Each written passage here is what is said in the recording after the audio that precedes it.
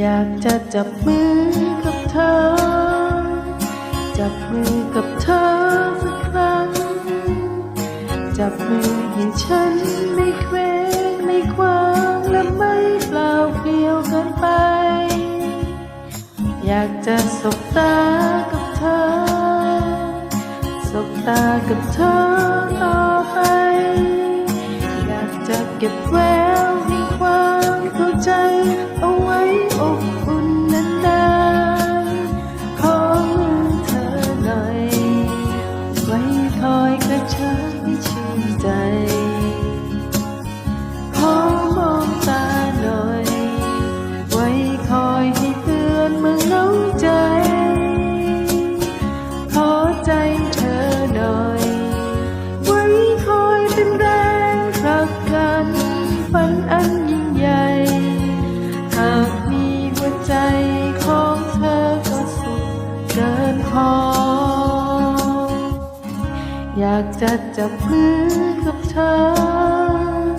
จับมือให้เธอแน่ใจอยากที่จะยืนกับเธอต่อไปและพบสิ่งใหม่ดีๆขอมือเธอหน่อยไว้คอยกระชับให้ชื่นใจขอมองตาหน่อยไว้คอยให้เตือนเมื่อเหงาใจขอใจเธอหน่อยไว้คอยเป็นแรงผลักดันฝันอันยิ่งใหญ่หากมีหัวใจ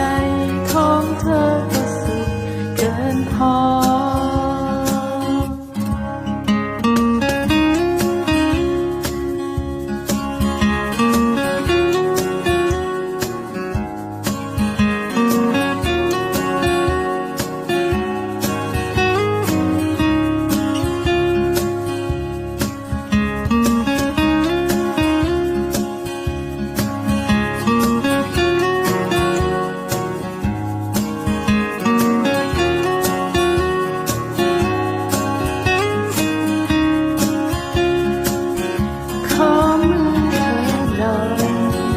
ไว้คอยกระชับให้ชื่นใจ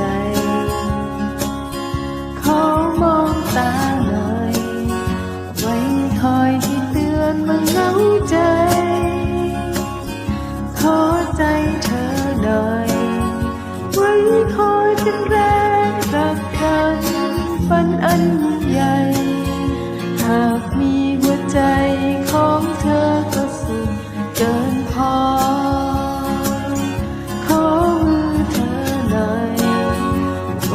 คอยกระชับให้ชื่นใจ